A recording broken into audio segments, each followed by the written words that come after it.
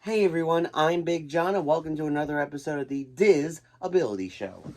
So, this week I want to talk to you about when it's a good time to take a break. Now, especially now during the summertime, it gets extremely hot and the Florida heat really messes with you and it takes your energy from a high between all the way down to between medium and low. So it's always a good idea, especially on the dog days of summer, to just leave the parks, go back to your hotel, take a break, use the pool, and when you feel like your battery has been charged, go back to the park for the evening.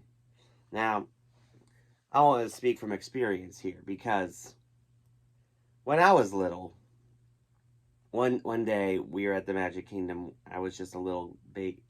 I was just getting used to the feet, and I was just so tired. I just sat right down in the middle of Main Street. So the plan for taking a break not only affects you, but your entire family as well. So always be be ready to catch a sign that it's time to go back to the hotel and just take a break. That way your batteries are charged and you're ready to head back to the park.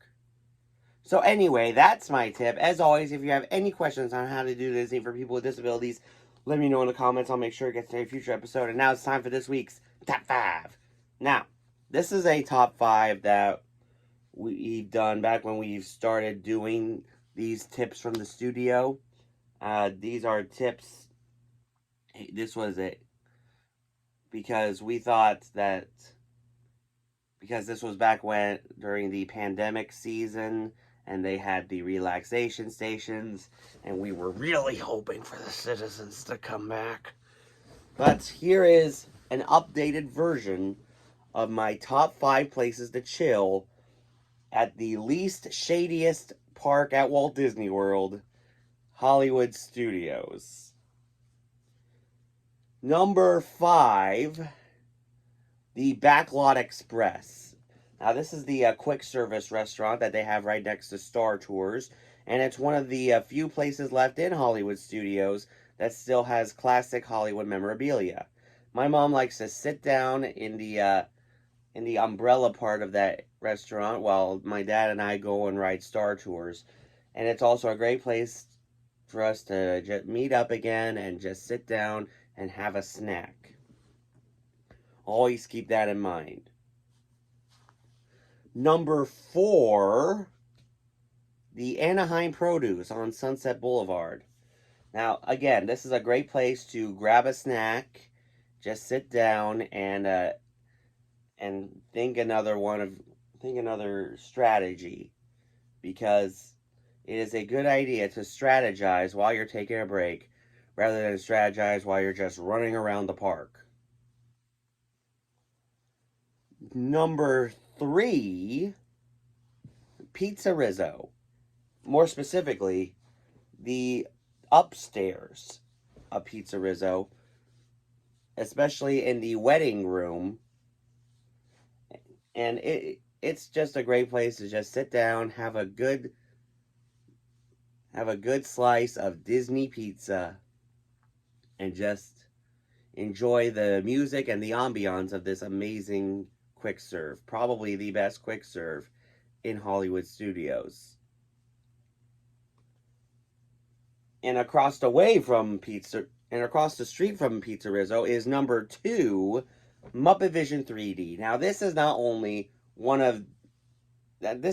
the best 3D movie at Walt Disney World, it's also a great place to just sit down, enjoy some AC, relax, and of course enjoy plenty of Muppet Mayhem, which is what I love very much. And if you haven't seen the Muppets Mayhem on Disney Plus, please do. You'll regret it if you don't. And my number 1 place to chill at Hollywood Studios, a place where everyone should go to, no matter what. Walt Disney Presents. Now, this is accessible for everyone.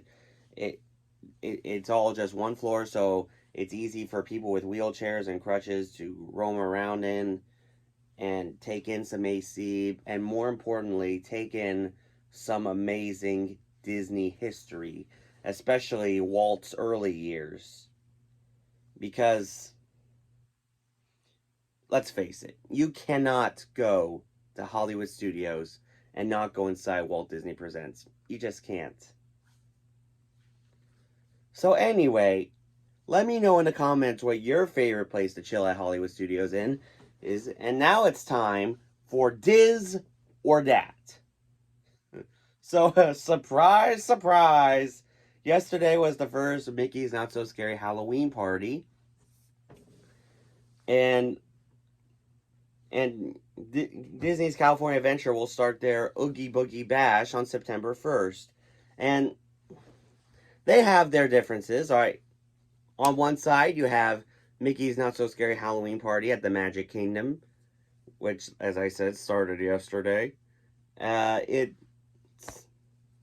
You get to trick or treat in different areas of the park. You got the Hocus Pocus Villain Spectacular stage show. You got the Cadaver Dance. You have Halloween layovers of Space Mountain and the Mad Tea Party and Pirates of the Caribbean.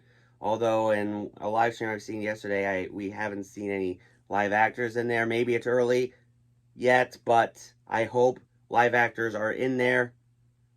I hope the actors' strike hasn't goofed anything up. Anyway, and of course, Mickey's Boo to You Halloween Parade. All things I am looking forward to when I do my first ever Mickey's Not So Scary Halloween Party in October. I cannot say it enough. Now, on the other side, at Disney's California Adventure, you got Oogie Boogie Bash, which I think is a more amped up Halloween party. Especially when you have these rare characters that meet there, such as Dr. Facilier, Ernesto de la Cruz from Coco, and one of perhaps the least known Disney villain, Madame Mim from The Sword in the Stone. And of course, Guardians of the Galaxy Mission Breakout turns into Guardians of the Galaxy Monsters After Dark, which has Rocket trying to rescue Baby Groot from the Collector's Fortress when all the cages are open and all the monsters are loose. Cars Land celebrates Halloween, Haul,